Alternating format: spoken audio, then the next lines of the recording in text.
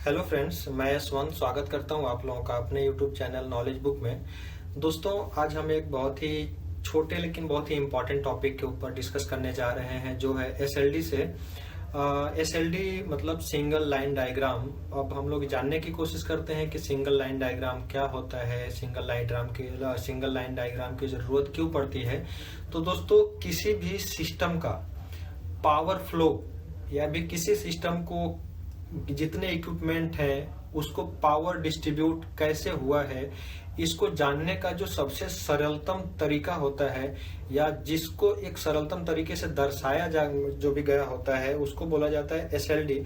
SLD के form में ही power का डिस्ट्रीब्यूशन जो दर्शाया जाता है, उससे यह पता चलता है कि पावर कहाँ से आ रहा है, किस किस इक्विपमेंट को कितना कितना पावर जा रहा है और उसको कैसे डिस्ट्रीब्यूट किया गया है, तो उसको बोला जाता है एसएलडी। दोस्तों, हमारे पास एक क्लब हाउस पैनल की एसएलडी है, जिसके माध्यम से हम लोग जानेंगे कि एसएलडी क्या होती है और एसएलडी को पढ़ा कैसे जाता है और एसएलडी में पावर फ्लो डिस्ट्रीब्यूट कैसे हुआ है। तो दोस्तों, सबसे पहले हम लोग बात करेंगे कि पावर आया कहाँ से। पावर आता है आपका लो टेंशन सर्विस पैनल से या फिर आपके सब स्टेशन से, जहाँ पे आपके जनरेटिंग स्टेशन से पावर आया हुआ है वहां से आता है आपके ट्रांसफार्मर के पास। ट्रांसफार्मर के पास से हम लोग लेके आएंगे अपने एसएफयू सिस्टम में। तो एसएफयू सिस्टम जो होता है उसको बोला जाता है आपका switch fuse unit. Switch fuse unit में जो भी उसका एम्पियर रेटिंग है वो है 400 एम्पियर का, जो 4 पोल का है। उसमें पहले हम लोग पावर को लेके आएंगे और आपका एसएफयू के बाद एक लगाते हैं हम लोग एनर्जी मीटर। एनर्जी मीटर क्यों लगाते हैं? एनर्जी मीटर इसलिए लगाते हैं क्योंकि आपके प्रोजेक्ट पे जितना भी पावर आप कंज्यूम कर रहे हो, जितनी भी एनर्जी आप कंज्यूम कर रहे हो, उसको रीडिंग के फॉर्म में दर्शाता है एनर्जी मीटर। और उससे आपको एनर्जी मीटर की जो भी कंपनियां हैं, जो भी पावर जो आपको जहां से भी पावर आ रहा है उसकी जो कंपनी है उसका वो चार्ज आपको करती है पावर के लिए, जितनी भी एनर्जी आप यूज करते हो। दोस्तों, अब एनर्जी मीटर के आगे बढ़ते हैं और एनर्जी मीटर के बाद लगा हुआ है 400 एम्पियर का टीपीएन एमसीसीबी। अब टीपीएन एमसीसीबी लगा हुआ है, टीपीएन एमसीसीबी वो भी लगा है कितने एम्पियर का? 400 एम्पियर का टीपीएन। अब टीपीएन का मतलब क्या हुआ? टीपीएन का मतलब है 3 फेज न्यूट्रल। ठीक है, अब 3 फेज न्यूट्रल के आगे बढ़ते हैं और 3 फेज न्यूट्रल के आगे बढ़ेंगे तो फिर हमारा जो मेन लाइटिंग पैनल होगा उसकी डिजाइन होना शुरू हो जाएगा। और मैं बता दूं आपको कि यह एक क्लब हाउस का एसएलडी है और क्लब हाउस में हमारे 3 पैनल हैं। 3 पैनल में देखा जाए तो एक मेन लाइटिंग पैनल है। मेन लाइटिंग के बाद एक आपका क्लब हाउस का लाइटिंग और पावर पैनल है और दूसरा है आपका एचवीएसी पैनल। ठीक है, अब इन तीनों पैनल को हम लोग डिजाइन करेंगे और देखेंगे कि इसका एसएलडी कैसे बनता है और इसको पढ़ा कैसे जाता है। तो सबसे पहले हम लोग डिजाइन करने जा रहे हैं मेन लाइटिंग पैनल को। तो मेन लाइटिंग पैनल में सबसे पहले लगा हुआ है एटीएस। अब एटीएस क्या होता है? एटीएस का मतलब होता है ऑटोमेटिक ट्रांसफर स्विच। एटीएस क्या करता है? ऑटोमेटिकली स्विच जो भी सप्लाई होती है सप्लाई को ट्रांसफर कर देता है ऑटोमेटिक ट्रांसफर स्विच के माध्यम से। अब ये सप्लाई मतलब ट्रांसफर तो कर रहा है, लेकिन ये कौन कौन से सप्लाई को ट्रांसफर करेगा, क्यों करेगा, इसकी जरूरत क्यों पड़ी, उसको जान लेते हैं। दोस्तों, आप लोग यहाँ पे देख रहे हैं कि इसके पास जो एटीएस पैनल है उसके पास 2 सोर्स आ रहे हैं। 2 सोर्स में जो पहला सोर्स है वो आ रहा है आपके जनरेटिंग स्टेशन से, यानी आपके सब स्टेशन से, जो जिसको हम लोग लेके आ रहे हैं उसके लिए जो केबल यूज कर रहे हैं वो यूज कर रहे हैं हम लोग 3.5 कोर का 185 स्क्वायर एमएम का XLPE एल्यूमिनियम केबल। ठीक है, और उसके बाद दूसरा जो सोर्स आ रहा है वो आ रहा है आपके डीजी से। डीजी मतलब डीजल जनरेटर। डीजल जनरेटर से आपकी सप्लाई आ रही है दूसरा सोर्स, और उसके लिए भी हम लोग 2 रन लिए हैं 3.5 कोर के 185 स्क्वायर एमएम के XLPE एल्यूमिनियम केबल। ठीक है, अब ये एल्यूमिनियम केबल का साइज 185 स्क्वायर एमएम क्यों लिए, 2 रन क्यों लिए? ठीक है, इसकी जरूरत क्यों पड़ती थी, इसको जानने के लिए आपको जानना पड़ेगा कि जो आपका मेन लाइटिंग पैनल है उसका लोड कितना है, उसका कनेक्टेड लोड कितना है, उसका डिमांड लोड कितना है, उसका एम्पियर रेटिंग कितनी है। तो एम्पियर रेटिंग के हिसाब से ही हम लोग डिसाइड करते हैं कि उसको कितने साइज का केबल देना है। अब हम लोगों ने साइज के हिसाब से, ठीक है, करंट रेटिंग के हिसाब से उसको केबल दे दिया। और केबल भी दिया दोनों सोर्स के लिए, एक आपका डीजी सोर्स के लिए और दूसरा आपका जो भी आपके जनरेटिंग स्टेशन से जो सप्लाई आ रही है उसके लिए। अब ये दो सोर्स की जरूरत क्यों पड़ी ये भी जान लेते हैं। दोस्तों कभी कभी क्या होता है कि आपके प्रोजेक्ट पे जो भी आपके जनरेटिंग स्टेशन से जो भी सप्लाई आ रही है, एक कोई कंडीशन हुई कि वो सप्लाई कट गई। वो सप्लाई कटने के बाद आपके प्रोजेक्ट पे जितने भी इक्विपमेंट चल रहे हैं उनको सप्लाई मिलना बंद हो जाएगी और वो बंद हो जाएंगे। उससे निजात पाने के लिए हम लोग क्या करते हैं कि एक अल्टरनेट सोर्स का इंतजाम करके रखते हैं, जिसको यहाँ बोला जा रहा है डीजी सोर्स। तो डीजी सोर्स भी हम लोग एटीएस पैनल में ला करके देके रखते हैं, और जिस कंडीशन में आपका जो जनरेटिंग स्टेशन का जो सप्लाई है अगर कट होता है तो एटीएस पैनल क्या करता है कि जनरेटिंग स्टेशन का जो सोर्स होता है उसको डिस्कनेक्ट करके वो डीजी सोर्स के जो डीजी सोर्स है उसको कनेक्ट करता है और सप्लाई को आगे जाने देता है। दोस्तों अब आगे बढ़ते हैं। तो आपको एटीएस पैनल का मीनिंग समझ में आ गया होगा कि एटीएस पैनल क्यों लगाते हैं। एटीएस पैनल का सीधा सीधा मतलब है कि एक साथ वो दो सोर्स लेता है लेकिन एक ही सोर्स को आगे जाने देता है। अगर वो आपके जनरेटिंग स्टेशन का सोर्स अगर वो आगे जाने देगा तो डीजी सोर्स को कट करके रखेगा। अगर आपका जो जनरेटिंग स्टेशन का सोर्स अगर वो कट ऑफ हो गया तो उसका सोर्स हटा करके वो डीजी के सोर्स पे डाल करके उसको आगे जाने की परमिशन देता है।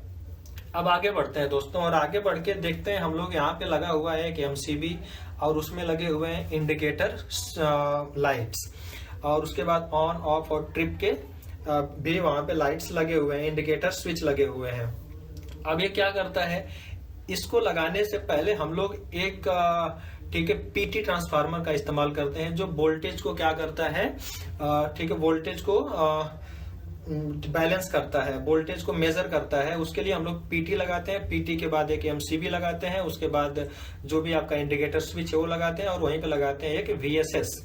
अब वीएसएस क्या होता है, वीएसएस का मतलब होता है वोल्टेज सेलेक्टर स्विच, और उसके बाद में लगता है आपका वोल्ट मीटर, और ये वोल्ट मीटर 0 से लेकर 415 वोल्ट की सप्लाई को क्या करेगा, यहाँ पे मेजर करेगा और आपको बताएगा कि आपका जो पावर फ्लो हो रहा है उसमें कितने वोल्ट वो आगे जा रहा है। उसके बाद हम लोग लगाएंगे एक 500 एम्पियर का 4 पोल एमसीसीबी लगा हुआ है। यहाँ पे थोड़ा सा समझने की बात है कि ये जो एसएलडी बना हुआ है, यहाँ पे आप लोग देखेंगे कि 400 एम्पियर का टीपीएन एमसीसीबी लगा है, लेकिन यहाँ पे लगा है 500 एम्पियर का 4 पोल एमसीसीबी। ये थोड़ा सा अनबैलेंस है। अगर ये 400 एम्पियर का ये है तो 400 एम्पियर का ये भी होना चाहिए था, नहीं तो अगर ये 500 एम्पियर है तो 500 एम्पियर ये भी होना चाहिए, क्योंकि इनकमिंग में ए है ना कि ए। तो इनकमिंग में हमेशा हायर वैल्यू रहती है, लोअर वैल्यू कभी नहीं रहती, नहीं तो ये बराबर वैल्यू ही देना चाहिए। तो ये थोड़ा सा मुझे मिस्टेक लग रहा है, ठीक है, लेकिन आगे बढ़ते हैं। फिर आगे लगा हुआ है आपका सीटी। सीटी मतलब होता है करंट ट्रांसफार्मर। करंट ट्रांसफार्मर क्या करता है, करंट को मेजर करता है। और उसके आगे लगा हुआ है आपका एएसएस। एएसएस लगा होता है, इसका मतलब होता है अमीटर सेलेक्टर स्विच, और उसके बाद में लगा होता है अमीटर। और ये अमीटर क्या करेगा, 0 से लेकर के 500 एम्पियर रेटिंग को क्या करेगा, यहाँ पे मेजर करेगा और बताएगा कि हमारे इस सर्किट में कितने एम्पियर तक का करंट फ्लो हो रहा है। उसके बाद दोस्तों आप लोग देखेंगे कि यहाँ पे लगा हुआ है कैपेसिटर बैंक। उसी पैनल में जो हम लोग मेन लाइटिंग पैनल डिजाइन कर रहे हैं उसी में लगा हुआ है कैपेसिटर बैंक। अब आप लोग सोचेंगे कि ये कैपेसिटर बैंक की जरूरत क्यों पड़ी इस पैनल में। तो कैपेसिटर बैंक हम लोग यूज करते हैं पावर फैक्टर को ठीक है बैलेंस करने के लिए। जो भी आपके सर्किट में पावर फैक्टर होता है, पावर फैक्टर 1 से ज्यादा ना हो जाए या 0 से कम ना हो जाए, उसको बैलेंस करने के लिए हम लोग पावर फैक्टर लगाते हैं, कैपेसिटर बैंक लगाते हैं, जो पावर फैक्टर को क्या करता है, बैलेंस करके रखता है। और आइडल कंडीशन होती है पावर फैक्टर की 0.8, जो हम लोग मान के चलते हैं कि किसी भी सर्किट का अगर पावर फैक्टर 0.8 है तो उसको आइडल मान लिया जाता है। तो ये 0.8 to 1 तक उसको बैलेंस करके रखता है, इसलिए यहाँ पे कैपेसिटर बैंक लगाया जाता है। कैपेसिटर बैंक का सीधा सीधा मतलब होता है पावर फैक्टर को इम्प्रूव करता है आपके सर्किट में। तो दोस्तों जो मेन लाइटिंग पैनल है, मेन लाइटिंग पैनल में इतना इक्विपमेंट लगाने के बाद आपके बन गए 3 फीडर। 3 फीडर में पहला फीडर है F1, दूसरा फीडर है F2 और तीसरा फीडर है F3। और इस मेन लाइटिंग पैनल का जो लोड है, जो कनेक्टेड लोड है वो कितना है, 282.51 किलोवाट का, और इसका डिमांड लोड है आपका 239.35 किलोवाट का। और इससे जो करंट जा रहा है, जो करंट प्रोड्यूस हो रहा है, वो कितने का होगा, 416 एम्पियर लगभग। ठीक है, तो इस मेन लाइटिंग पैनल तो बना, और बनने के बाद इसमें 3 फीडर बने, और 3 फीडर बनने के बाद आप लोग देख रहे हैं कि यहाँ पे अर्थ स्ट्रिप लगा हुआ है। और कितने अर्थ स्ट्रिप लगे हुए हैं, 2। और इस अर्थ स्ट्रिप का लगाने की जरूरत क्यों पड़ी, क्योंकि आप लोग जानते हो कि लीकेज करंट को ग्राउंड करने के लिए हम लोग यहाँ पे अर्थ पिट का इस्तेमाल करते हैं, जो लीकेज करंट को क्या करती है, ग्राउंड करती है। तो इस पैनल में 2 अर्थ स्ट्रिप लगे हुए हैं, जिसकी साइज है ठीक है 50x6 GI। जो भी GI का अर्थ स्ट्रिप होगा वो हम लोग यूज करेंगे, और ले जा करके जो ग्राउंड में अर्थ पिट होगा उससे हम लोग कनेक्ट कर देंगे, जिससे लीकेज करंट से हमको शॉक नहीं लगेगा, और लीकेज करंट जो होगी वो ग्राउंड हो जाएगी। यह हम लोग सेफ्टी पर्पस के लिए यूज करते हैं। तो अब यहाँ पे बने हुए हैं 3 फीडर। अब 3 फीडर बने तो इसका मतलब है कि यहाँ से 3 सोर्स बाहर निकलेंगे। 3 सोर्स बाहर निकलेंगे तो किसके किसके लिए निकलेंगे, पहला सोर्स निकलेगा क्लब हाउस लाइटिंग और पावर पैनल के लिए, और दूसरा सोर्स निकलेगा HVAC पैनल के लिए। जो भी हमारे क्लब हाउस में, एक क्लब हाउस का लाइटिंग और पावर पैनल के लिए एक पैनल है, मतलब पावर सप्लाई को कंट्रोल करने के लिए एक पैनल है, और एक HVAC को सप्लाई देने के लिए एक पैनल वहां पे लगा हुआ है। तो जो पहला क्लब हाउस का लाइटिंग और पावर पैनल है, उसका जो कनेक्टेड लोड है वो है 100 किलोवाट लगभग, और उसका डिमांड लोड है आपका 80 किलोवाट, और करंट है आपका 140 एम्पियर लगभग। और जो आपका HVAC पैनल है उसका जो कनेक्टेड लोड है वो है 181.82 किलोवाट, डिमांड लोड है 158.49 किलोवाट, और करंट रेटिंग है 275.77 एम्पियर। तो दोस्तों अब इतना तो हो गया, तो जो भी कनेक्टेड लोड है, डिमांड लोड है और करंट रेटिंग है, उसके हिसाब से हम लोग क्या करेंगे, केबल डिसाइड करेंगे कि उस पैनल के जो फीडर होगा उससे कितने स्क्वायर mm का केबल हम लोग लेके जाएंगे, और जो क्लब हाउस पैनल होगा और HVAC पैनल होगा उसको हम लोग कनेक्ट करेंगे। तो उसके लिए कितने स्क्वायर mm का केबल यहाँ पे लिया गया है, तो 3.5 कोर का 120 स्क्वायर mm का केबल लिया गया, वो भी XLPE एल्यूमिनियम केबल है। और HVAC के लिए भी 3.5 कोर का 300 स्क्वायर mm का लिया गया, क्योंकि इसकी एम्पियर रेटिंग क्या है, ज्यादा है। अगर एम्पियर रेटिंग ज्यादा है तो यहाँ पे स्क्वायर mm इसका बढ़ गया है, यहाँ पे एम्पियर रेटिंग कम है तो इसका स्क्वायर mm ठीक है कम हो गया है। और तीसरा जो फीडर है, वो तीसरा फीडर क्या करेंगे, हम लोग स्पेयर में यूज करेंगे। ठीक है, अब बात आगे बढ़ती है।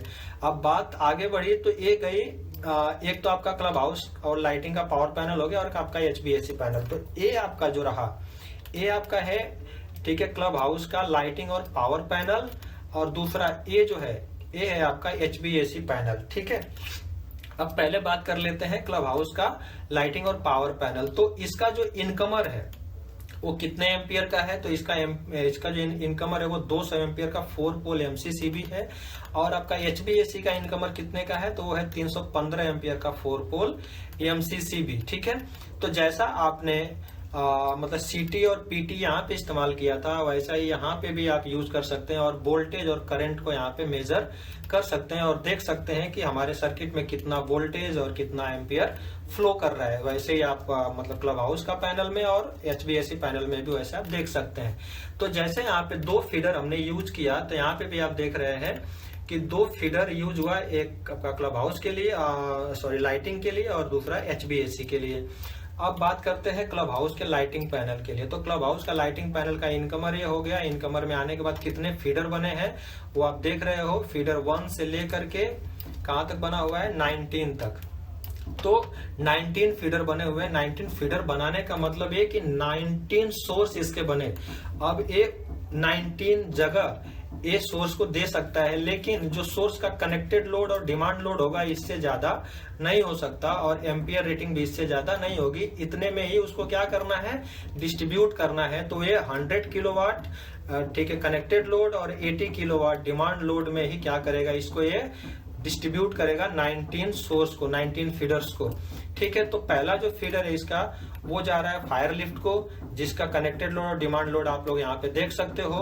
उसके बाद आपका फायर लिफ्ट लाइटिंग डीबी को गया, उसके बाद लाइटिंग डीबी बाल रूम में गया, उसके बाद लाइटिंग डीबी बाल रूम में गया, फिर डे केयर रूम में गया, फिर जिम एरिया में सॉरी गोल्फ सिमुलेटर में गया जो गेम जोन में है, एटे रूम जो गेम जोन में है, उधर गया, मिनी थिएटर में गया, गेम जोन में गया, कॉमन एरिया में, जिम में गया, ठीक है, फिर आपका पार्किंग एरिया में गया, स्पा में गया, लाइब्रेरी में गया। ऐसे जितनी भी लोकेशंस हैं वहां पे उतने फीडर्स में वो डिवाइड होकर के सप्लाई देना शुरू कर देगा। अब दूसरा जो आपका क्लब हाउस का जो HVAC पैनल है, अब HVAC पैनल में भी वही सेम आप पे ठीक है PT लगाओ, MCB लगाओ, VSS लगाओ और वोल्टेज ठीक है वोल्ट मीटर लगाओ, जिसको आप यहाँ पे मेजर कर सकते हो। दूसरा आपका अमीटर लगाओ, CT लगाओ और यहाँ पे आप करंट रेटिंग को क्या कर सकते हो, मेजर कर सकते हो, ठीक है। उसके बाद आप देखेंगे HVAC पैनल जो बना, तो HVAC पैनल में फीडर कितने बने, आउटर फीडर कितने बने, तो 1 से लेकर के यहाँ पे 7 तक के फीडर बने, 7 फीडर बने और एक टोटल फीडर जो डिवाइड होंगे वो इतने लोड में ही डिवाइड हो जाएंगे। इसका कनेक्टेड लोड आपका है 181.82 किलोवाट और डिमांड लोड है 158.49 किलोवाट। करंट रेटिंग कितनी है, तो 275.77 एम्पियर और इसका इनकमर आपने देखा ही है 315 एम्पियर का 4 पोल MCCB लगेगा। उसके बाद 7 फीडर जब यहाँ पे बने इसके, तो सातों फीडर कहाँ पे जा रहे हैं, तो देखो जो HVAC सिस्टम का जो आउटडोर यूनिट है, जो गेम जो जिम एरिया का ठीक है VRF सिस्टम है, उसके बाद गेम जोन का जो VRF सिस्टम है, उसके बाद स्टूडियो लाइब्रेरी का जो VRF सिस्टम है, स्टूडियो लाइब्रेरी का जो VRF सिस्टम है और 8-वे VTPN DB के लिए जो जाने वाला है सोर्स, उसके लिए भी आपका यहाँ पे एक फीडर बना हुआ है।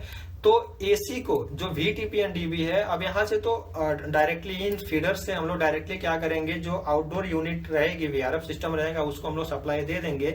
लेकिन यहाँ पे एक VTPN DB का सोर्स है जो इस फीडर नंबर 6 पे कनेक्टेड है और जो फीडर नंबर 7 है वो क्या है, स्पेयर है। तो स्पेयर की बात अभी नहीं करते, अभी VTPN DB की बात करते हैं, 8-वे VTPN DB। तो यहाँ से अपना फीडर नंबर 6 से सोर्स निकल के कहाँ पे गया, ये गया आपका 8-वे VTPN DB के पास, ठीक है। 8-वे VTPN DB के पास गया और 8-वे VTPN का कनेक्टेड लोड है 19.82 किलोवाट, डिमांड लोड है 19.69 किलोवाट और उसका करंट रेटिंग है 34.26 एम्पियर, ठीक है। अब इतने कनेक्टेड लोड और डिमांड लोड में ही ये क्या होगा, हर जगह ये डिवाइड हो जाएगा, हर जगह ये पावर डिस्ट्रीब्यूट हो जाएगा और ये अलग अलग लोकेशन पे जो भी डक्टेबल AC, स्प्लिट AC लगी हुई हैं उनको वो डायरेक्ट सप्लाई देगा, ठीक है। कोई योगा रूम में जाएगा, कोई मीटिंग रूम में जाएगा, कोई जिम रूम में जाएगा, तो जहां भी जिस लोकेशन पे भी आपका AC लगा हुआ है, चाहे वो डक्टेबल हो, स्प्लिट हो, तो वहां पे वो जाएगा, जिसका यहाँ पे connected load demand load mention है। इसके हिसाब से connected load, demand load, ampere rating और उस केबल की साइज और वो कहाँ पे जा रही है वो आपको यहाँ पे दिख जाएगा, ठीक है।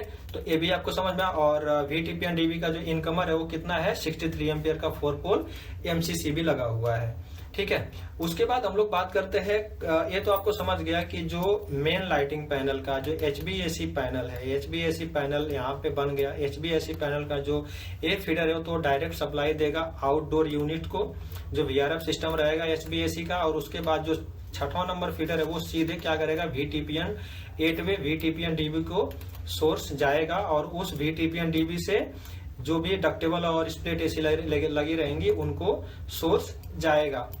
अब यहाँ पे आप देख रहे हैं एक बना हुआ है इन्वर्टर, जो क्लब हाउस का जो लाइटिंग पैनल है, जो लाइटिंग और पावर पैनल है, उसी में एक आपका फीडर है, फीडर नंबर 17, वो सप्लाई दे रहा है इन्वर्टर को और इन्वर्टर से सप्लाई जा रही है एक छोटे से पैनल को, ठीक है, जिसको बोलते हैं इन्वर्टर पैनल। अब इन्वर्टर में सप्लाई आ रही है और इन्वर्टर में सप्लाई आने के बाद उसका जो कनेक्टेड लोड है और जो करंट रेटिंग है वो है आपका 1.61 किलोवाट का कनेक्टेड लोड और करंट कितना दे रहा है, 8.74 एम्पियर का, और इसका इनकमर कितने का है, 32 एम्पियर DPMCB।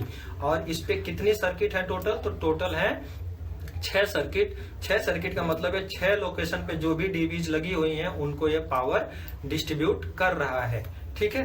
तो इसका भी आप देख सकते हैं, इसमें भी इनकमर कितने कितने का है, हर एक DB के लिए कितने कितने का इनकमर लगा हुआ है, आप यहाँ से देख सकते हैं। और उसका connected load, demand load, current और केबल साइज और डिस्क्रिप्शन में जो भी लोकेशन है वो आप देख सकते हो कि कहाँ से आ रहा है और कहाँ को जा रहा है। एक चीज मैं आपको बताना चाहूंगा, यहाँ पे कोई देख रहे हैं आप कनेक्टेड लोड लिखा हुआ है, कहीं देख रहे हैं आप डिमांड लोड लिखा हुआ है, कहीं देख रहे हैं आप लोग करंट रेटिंग लिखा हुआ है। तो कनेक्टेड लोड कुछ और है, डिमांड लोड कुछ और है। तो ये क्या होता है, देखो हमारे प्रोजेक्ट 3 टाइप के होते हैं। एक होता है रेसिडेंशियल प्रोजेक्ट, एक होता है कॉमर्शियल प्रोजेक्ट और एक होता है रेसिडेंशियल प्रोजेक्ट। तो जो भी पावर जो कंज्यूम होता है, तो इंडस्ट्रियल प्रोजेक्ट का जितना भी कनेक्टेड लोड होगा उसका 80% हम लोग डिमांड लोड यूज करते हैं और उसका डिमांड लोड 80% तक होता है। वैसे ही सेम कॉमर्शियल का भी, अगर आपका जितना कनेक्टेड लोड है तो कनेक्टेड लोड का 80% हम लोग डिमांड लोड यूज करते हैं। लेकिन जब हम लोग रेसिडेंशियल प्रोजेक्ट पे आते हैं तो जितना भी कनेक्टेड लोड होता है उसका 40 to 45% ही हम लोग डिमांड लोड यूज कर पाते हैं, क्योंकि एक साथ में सारे सिस्टम रेसिडेंशियल प्रोजेक्ट पे ऑन नहीं होते। लेकिन कॉमर्शियल और इंडस्ट्रियल में जितना भी कनेक्टेड लोड रहता है उतना उसका 80% तो हम लोग इक्विपमेंट यूज करते ही करते हैं। लेकिन आप लोग यहाँ पे देखेंगे जो इन्वर्टर का जो कनेक्टेड लोड है उसके नीचे डिमांड लोड नहीं लिखा है, मतलब ये इमरजेंसी सप्लाईज है। हमारे प्रोजेक्ट पे एक तो नॉर्मल सप्लाई होती है और दूसरा इमरजेंसी सप्लाई होती है। नॉर्मल सप्लाई का मतलब वो कि वो कट भी सकती है, लेकिन इमरजेंसी सप्लाई आपकी कटेगी नहीं और इमरजेंसी सप्लाई हमेशा चलती रहती है। वो क्यों चलती रहती है? क्योंकि अगर आपका नॉर्मल सप्लाई बंद होता है तो उस केस में इमरजेंसी सप्लाई आपको पावर कटने नहीं देती और आपका सप्लाई सुचारू रूप से चलने देती है। तो इसके लिए आपको यहाँ पे इन्वर्टर लगाने की जरूरत पड़ी और इन्वर्टर के साथ साथ एक छोटा सा पैनल है और इसका ये आउटसोर्स है जो अलग अलग लोकेशन पे इमरजेंसी सप्लाई को सुचारू रूप से चलाने के लिए जा रहे हैं। दोस्तों, ये तो आपने समझा एक क्लब हाउस का एसएलडी, और इसी के बेस्ड सारी एसएलडी बनी होती हैं, चाहे वो आपके बिल्डिंग के लिए हो, चाहे आपके ठीक है कॉमर्शियल प्रोजेक्ट के किसी भी शॉप के लिए हो, या किसी मॉल के लिए हो, या किसी इंडस्ट्रियल प्रोजेक्ट पे कहीं आपको ठीक है बनाना हो, तो इसी बेस पे एसएलडी डिजाइन होती है, जिसमें अलग अलग पैनल्स और कहाँ से पावर आ रहा है, किस पैनल को पहले जा रहा है, किस पैनल को बाद में जा रहा है, कहाँ पे उसको हम लोग कंट्रोल कर रहे हैं, कहाँ से उसको डिवाइड कर रहे हैं, ये सारी जानकारियां उसमें मिलती हैं। तो आई होप आप लोगों को ये जो छोटा सा मेरा पॉइंट था एसएलडी, ये आप लोगों ने समझा होगा और मैं सही से आप लोगों को समझा पाया हूँगा। अगर इस टॉपिक से रिलेटेड कोई भी आपके डाउट्स हैं तो आप कमेंट बॉक्स में डाल सकते हैं, मैं उसको क्लियर करने की कोशिश करूंगा। अगर आप लोगों को ये वीडियो पसंद आया तो इस वीडियो को अपने दोस्तों के साथ शेयर जरूर करें और वीडियो पसंद आया हो तो लाइक जरूर करें। धन्यवाद।